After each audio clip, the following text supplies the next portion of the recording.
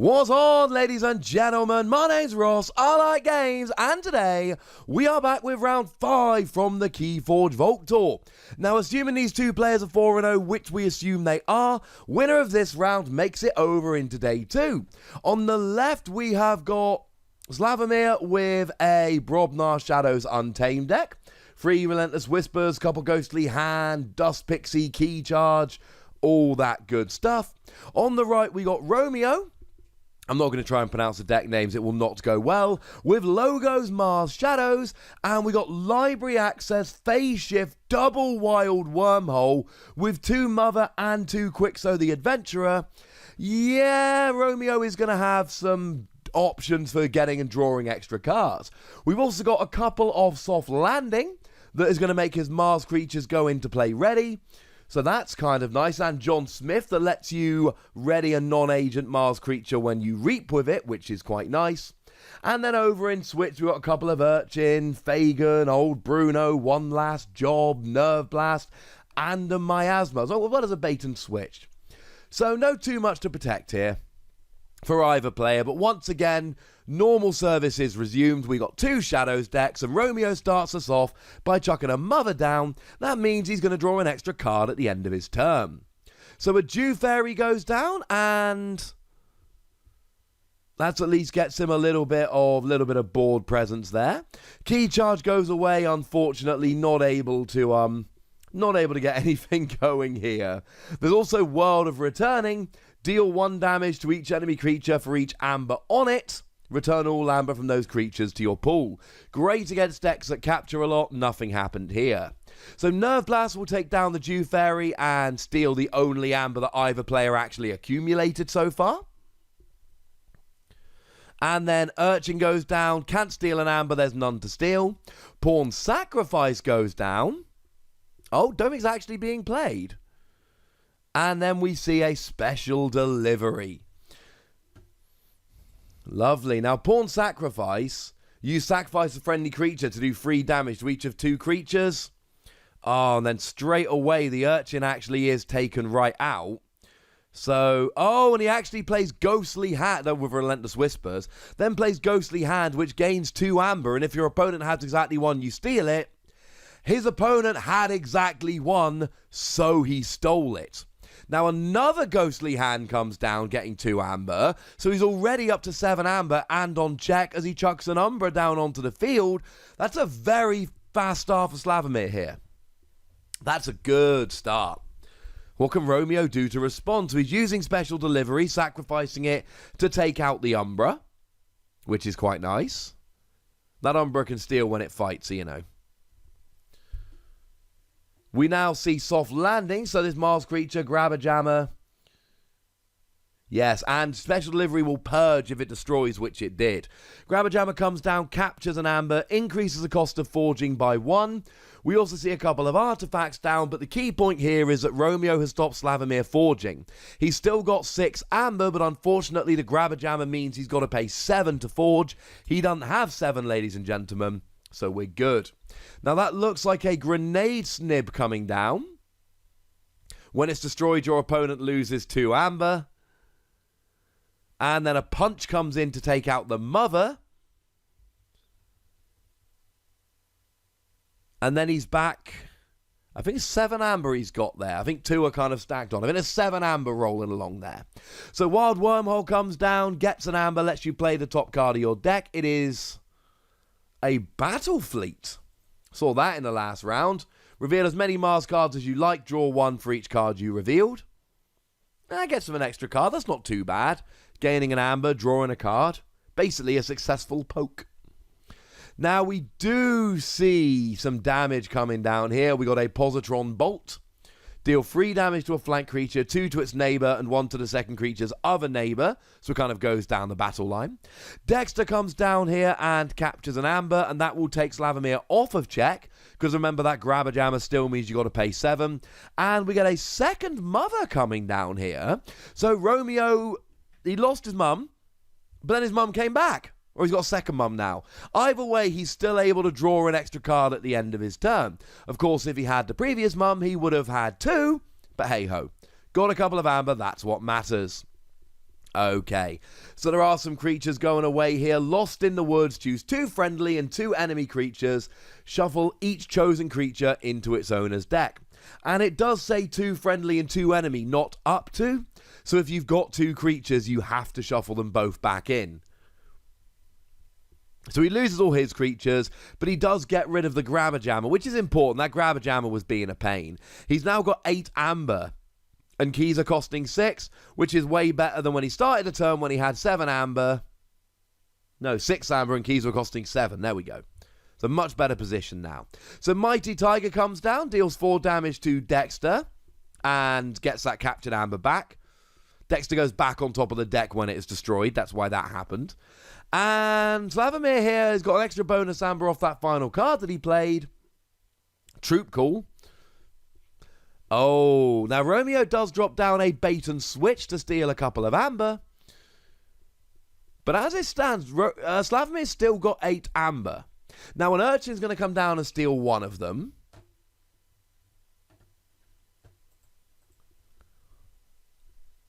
And then Romeo's, yeah, I mean, he's doing very well here. Got Ghostly Hand to get 2 more amber. Doesn't steal, unfortunately, but he gets some.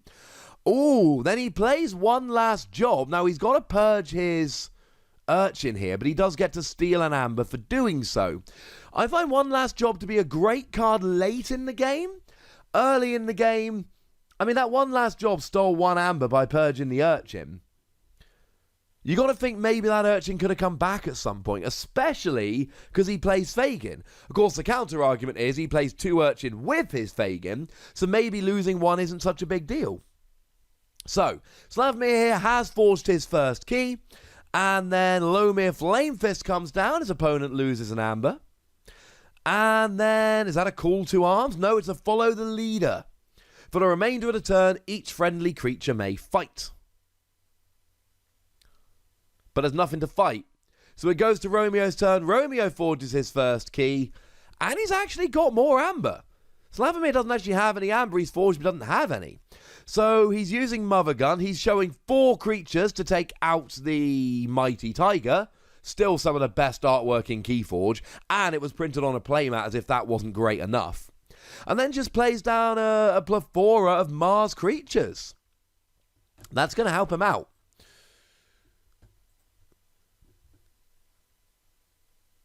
And then, ooh, he plays Total Recall. For each friendly ready creature, you gain an amber and return each friendly creature to your hand. So he doesn't gain the amber for them, they just go back to his hand and then they go straight back down again. Be lovely if they had play abilities, but unfortunately not. We've got a White Exili Marauder,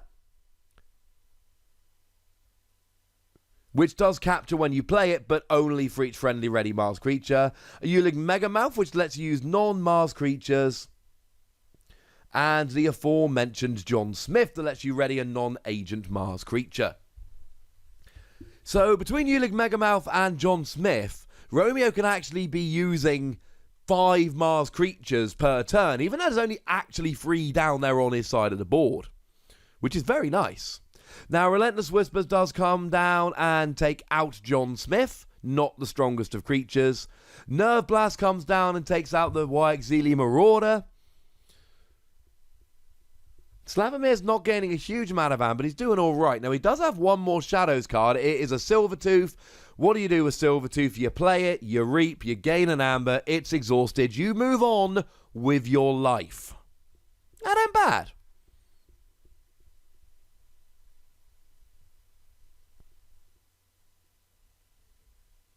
Okay.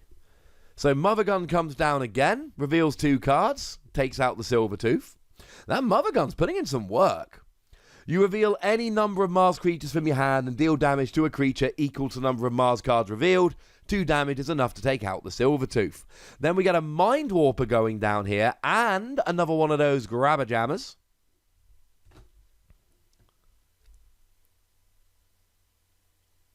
Now, he does actually have a Feeding Pit there as well. It's got an action, discard a creature from your hand, if so, gain an amber. It basically allows you to swap a creature for an amber. Which is worth it, frankly, a lot of the time. You know, for weak creatures, you play them down, they're exhausted, they get destroyed before you ever get to use them. You're not going to do that to get rid of one of your really powerful creatures. That's just not the way it goes. But weak creatures that are probably going to get taken down anyway, why not? You might as well get some benefit from them before they go away. No, I'm all in favour of that, ladies and gentlemen.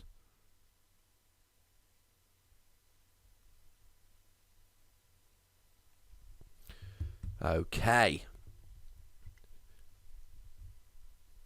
So what's Romeo playing with here? He's got a good Mars suite out. Between the feeding pit, the mother gun, and the free creatures, he's got a lot going on. Now, he has forged his first key, he has his Slavomir. Now he's using Lomir Flame Fist here. And then using it again with Ganger Chieftain. Breaks the elusive on the Mind Warper and then takes it out. Then plays down another Ganger Chieftain to use the Ganger Chieftain to take out the Grabber Jammer. Man, Ganger Chieftain's really good.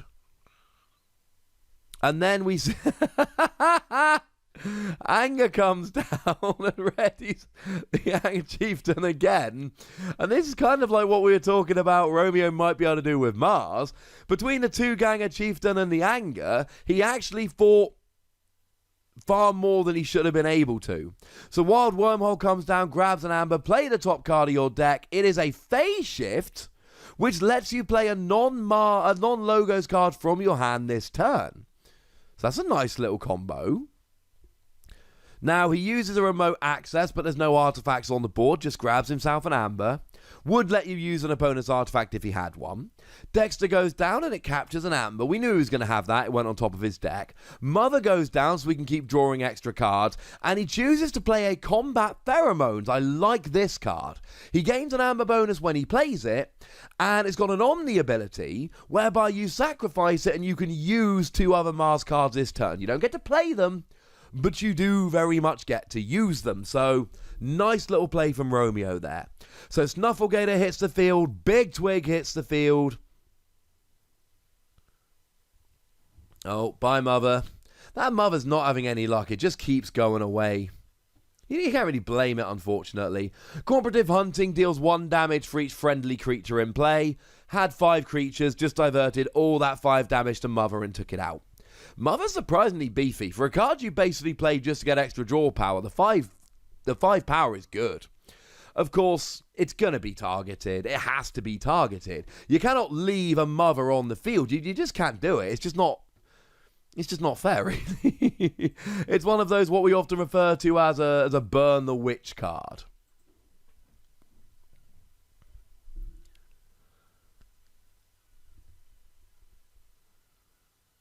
So he's using Combat Pheromones, which will allow him to use Feeding Pit and Mother Gun, even though it's not a Mars turn. So he uses Mother Gun, shows a soft landing, deals 1 damage to the Ganger Chieftain, but it's only a 5 power creature, so it will be taken away.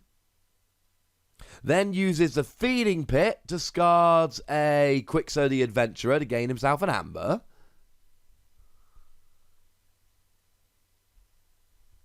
And then old Bruno comes down and captures 3 Amber. That's good. He's now gotten Slavomir down to a single Amber, and he has forged his second key. So Fagin goes down, Silvertooth goes down ready, grabs an Amber, and Romeo looks like he might end up with this game at this stage. Miasma comes down, gains an Amber. Slavomir couldn't forge a key anyway. But Romeo is a key up, and he's got 3 Amber to his opponent's 1. Now the other thing is, Bait and Switch comes down, steals 1 Amber, and then they're even, so you don't get to steal another. We've then got a Pawn Sacrifice coming down. Gets rid of the Ganger Chieftain to take out the Fagin. Oh, no. Oh, it is a Fagin. I meant Old Bruno. I said Fagin. Now, it's an awkward one, because Fagin's really useful, but taking out Old Bruno gets him 3 Amber now. I would go Old Bruno here.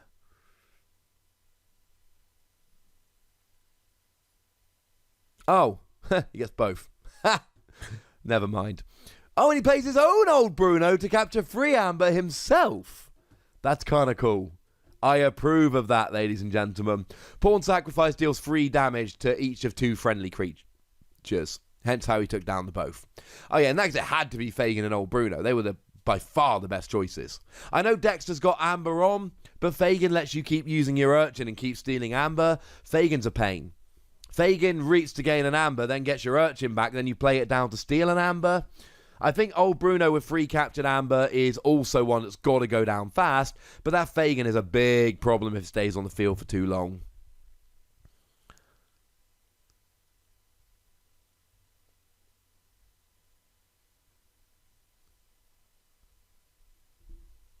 Now, he's got 6 Amber, so Slavomir is on check. Romeo is not, but Romeo is up by a key. Now, he actually has no Amber. He had 3, and Old Bruno went and nicked it all. Or did he have 2 and Old Bruno? Either way, however much he had, Old Bruno nicked it. Which, frankly, a little bit rude. However, he is in a position where he's ahead. So you take out the Old Bruno to get the Amber back. You play a few more cards to get a few more Amber. And potentially, you can take it quite quickly. So plays Library Access. Every card he plays this turn will draw him a card. Plays Remote Access to gain an Amber and draw himself a card. Wild Wormhole or Phase Shift would be perfect. Now, I think he got a Mother there. Plays a Titan Mechanic, draws himself a card. Now, okay, plays down the Mother, so Titan Mechanic does not reduce the cost of forging.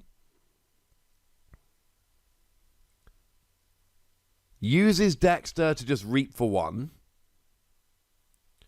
And I think that's his turn. So potentially letting Slavomir back into the game here. Forges a second key. And now they're both on 2 keys. Neither of them is in a position to forge right now. So it just comes down to who can gain the Amber. Romeo has 2, but Slavomir is just starting his turn. I mean, to be honest, he could reap with both his Untamed creatures and get 2 Amber.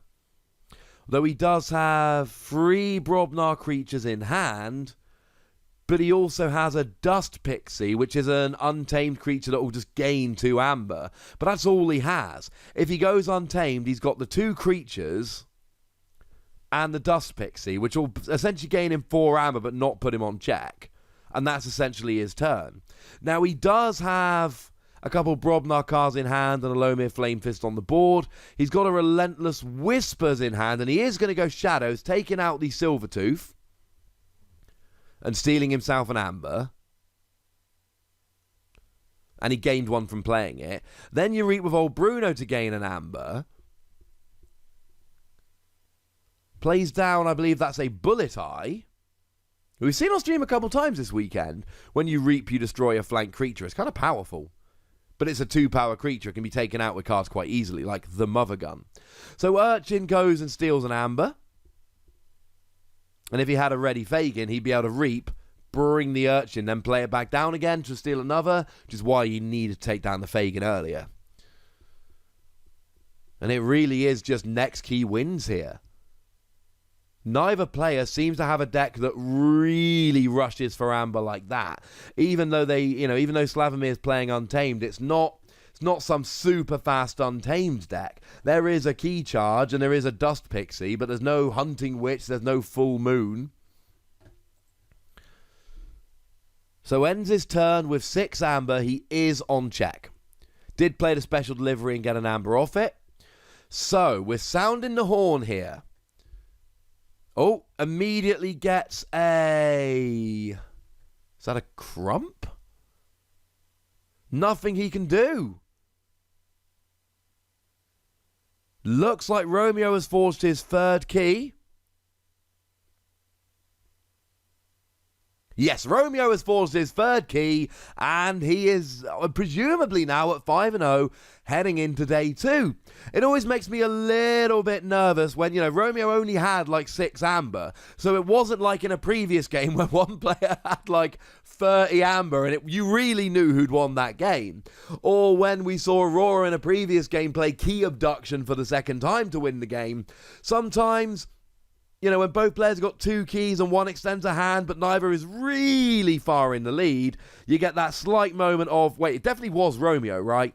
But we checked, it definitely was Romeo. Congratulations to him. Should be heading off into day 2. And we are shortly going to be heading off into round 6. There is but a single round remaining, ladies and gentlemen. Remember, all these rounds are going up on youtube.com/WossyPlays, and if you're watching on YouTube, all previous rounds will be in the description. Simple as that, ladies and gentlemen. They'll all be in the description. So that's good times. Alrighty then. So I'm going to go away for a little bit. We are going to be back for round 6. We will definitely be here for round 6 and then tomorrow for all 4 rounds.